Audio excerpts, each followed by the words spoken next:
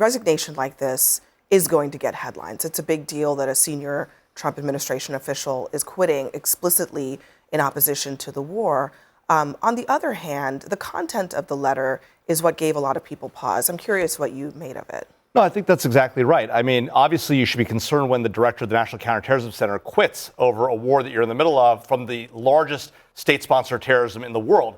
At the same time, you know, the things he said, the idea that that Israel stoked this war, that we had gotten into this war because Israel pushed us into it. I mean, Donald Trump is not the kind of guy to get pushed into a war. He may be a lot of things. That is not what he is. You know, this is a very complicated thing. This guy has said some anti-Semitic things.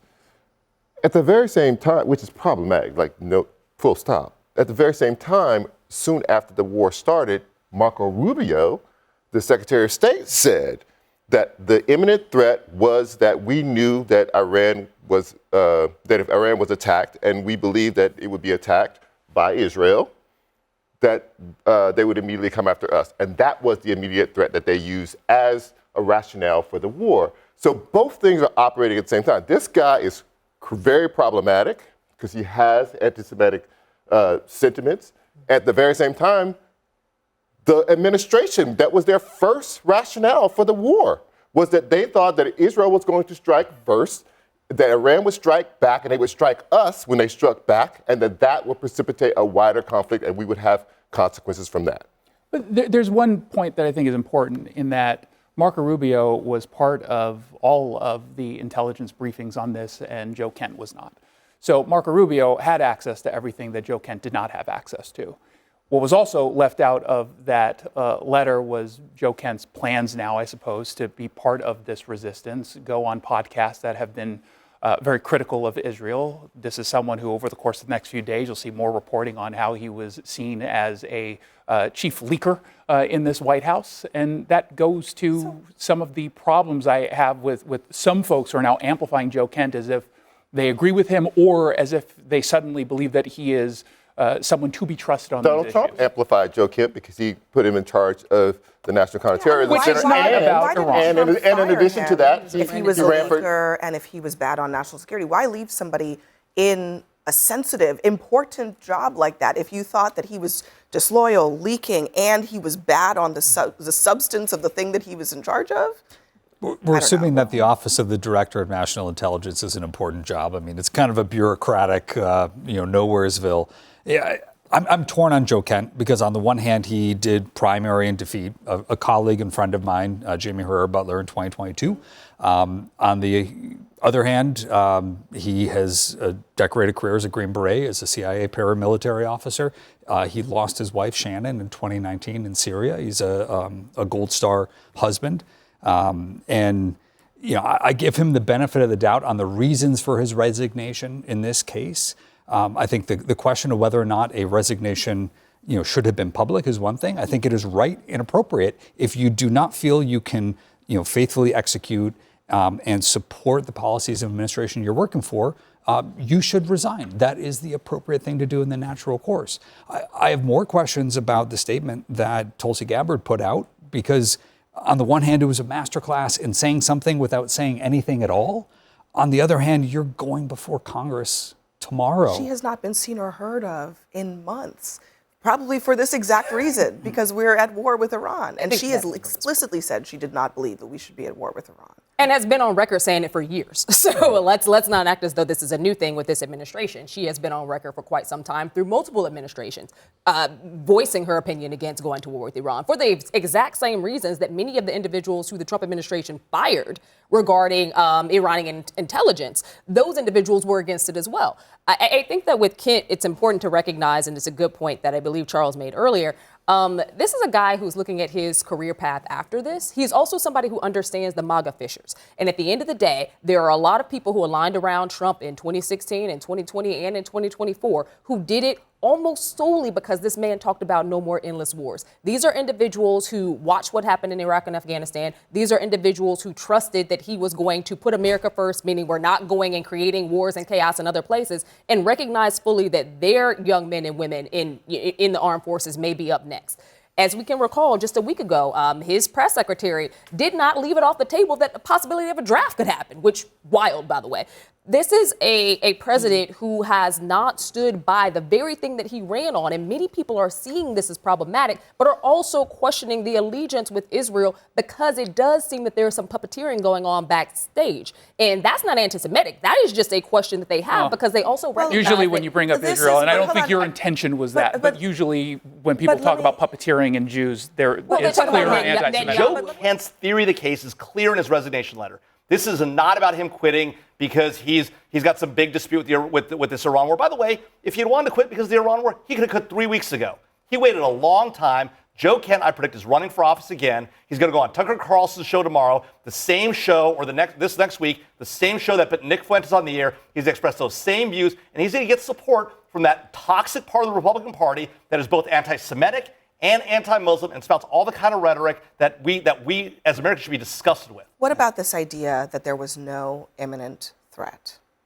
No, and I think that's something where in Tulsi Gabbard's statement, she left a lot of room for ambiguity on that, whether or not she agreed with the Trump administration's decision.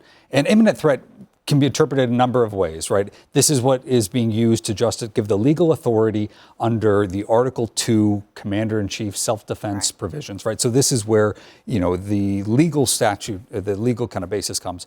And it can mean, Tulsi Gabbard is not wrong. It can mean whatever the president wants. Yeah, but can it mean? No, it can't. Well, can it mean Can't. because I feel like it? Because that's effectively the explanation from Trump is, I felt like it. Mm-hmm. So there was an imminent threat because I felt in my gut that it was going to happen. Is that really the standard, the legal standard for? I mean, in this case, it not only matters.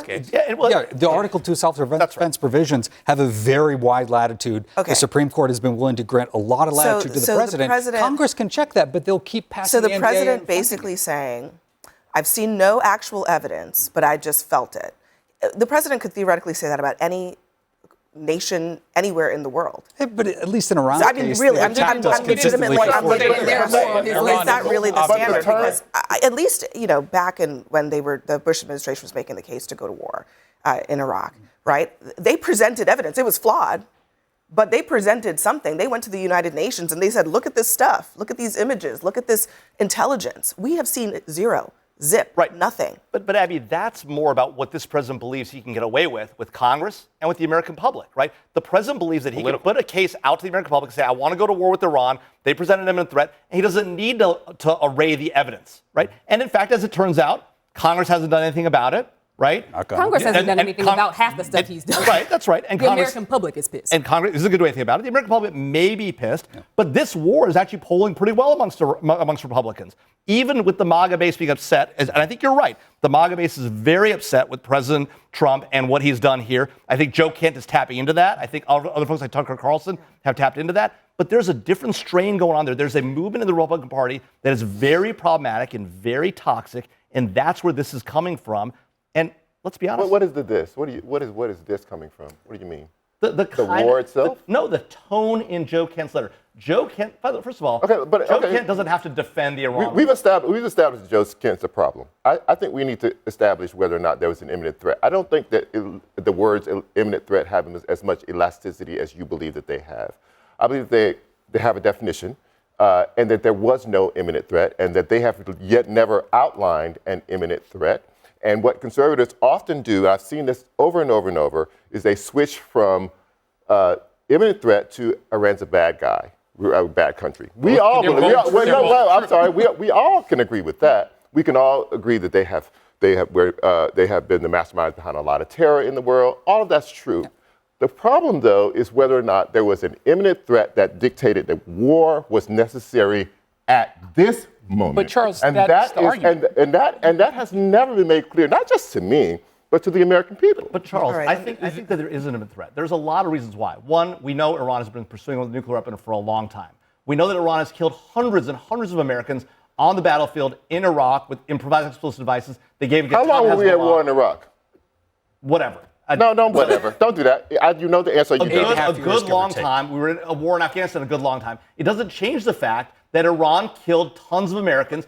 That is, again, you're doing what I was just saying that other people do. You're trying to make elastic the idea of imminent. Imminent is not that. Imminent is not. This is the whole case of the history of this country and how badly they have behaved. You cannot condense that into the word imminent. It does not work. It does not work. It does not work. Hold on, you can't. Was there no diplomatic option before we got here? They attempted a diplomatic option. Are we talking about the legal He restrained quite a few. But are we talking about the legal standard for war powers that has been set in precedent, or are we talking about sort of our feelings and rhetorical and what things should be? Legal because versus the where political it is issue. right now? Yeah. Yes, the war powers resolution, which many presidents say doesn't really exist and they don't believe it's constitutional. Trump still notified Every Congress. president since it was Every passed. president, yes. Democrat and Yes. Republican. Trump still notified Congress and said, hey, yeah, the clock starts now. Whether or not he'll obey that, I mean, we could go back to a Libya model back in 2013 under Obama. Like, the war powers have been a problem with every president. But you And can't frankly, even invoke the Libya model because it doesn't work here. Until Congress That was a steps up and says these are our NATO-led powers. operation. There was a NATO-led operation. It was not just us renegading. They were enforcing a That's UN rhetorical, resolution. not legal. That's This was rhetorical, not. This was not renegading like this. One thing that this underscores is the degree to which the president did or didn't sell his war effort with those who have been his most loyal supporters in the MAGA wing. I mean, here was Tucker Carlson's reaction, to Joe Kent stepping down. He says this, quote, "Joe's the bravest man I know, and he can't be dismissed as a nut. He's leaving a job that gave him access to highest level relevant intelligence. The neocons will now try to destroy him for that. He understands that and did it anyway." Look, I think I want to underscore something Zach was reporting about Tulsi Gabbard's statement. The fact that she was very careful because, I mean, Tulsi Gabbard, arguably her entire political identity has been around, her reasoning for leaving the Democratic Party and supporting Donald Trump was to prevent a war against Iran. So if I was looking for the first resignation in the intelligence community, and I actually expected it to be from Tulsi Gabbard. Okay. The fact that this is among her deputies, I think, is not surprising. But what I find fascinating by this is a couple things. One is it's quite the Rorschach test on your own political views, right? If you're against the war, you can cherry pick from his statement. If you're for it, you can go after certain aspects of it. But I look at it in a couple different ways. Way number one, this reminds me of the Marjorie and Taylor Greene split. Right. I think Joe Kent was a true believer. And so you've now, just like Marjorie Taylor Greene, a true believer in the MAGA movement, really thought that Trump said what he believed when it came to foreign wars. I think really saw himself more in this sort of old/new wing of the Republican Party that's more isolationist.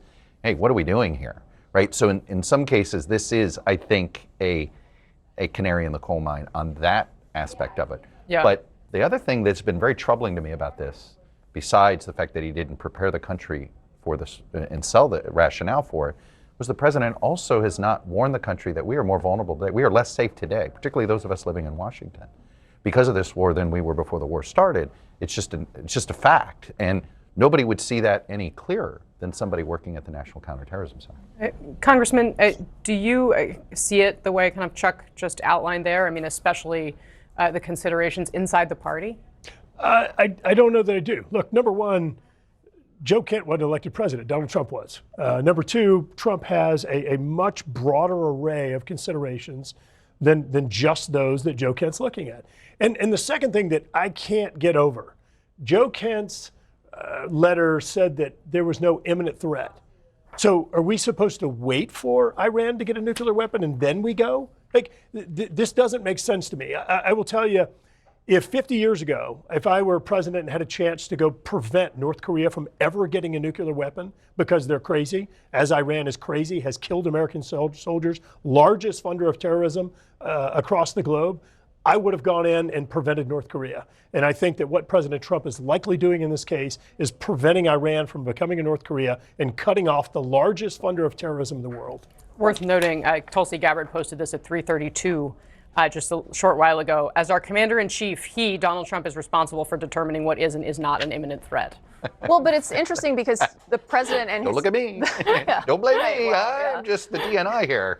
But the president and his team are not making as cohesive and coherent a case as you just did, Congressman. I mean, they're not making an argument, from the person on down that this was an effort to prevent an imminent threat, to defang Iran's nuclear capabilities. In fact, we were told after the bombing last summer that their nuclear capabilities had been obliterated. So I think the fact that what the American people are consistently hearing from the administration is an array of different excuses, an array of different reasons. They're not making a clear, concise argument to the American people. And so now you have somebody sitting in a job in the NCTC, who, by the way, I and many other Democrats would have argued should have never been there in the first place. So this is not, this is not an argument for, for Joe Kent to be in that role. But the idea that what the average American is going to see today is a significant counterterrorism figure in President Trump administration has now stepped down because he doesn't believe that the case that the administration is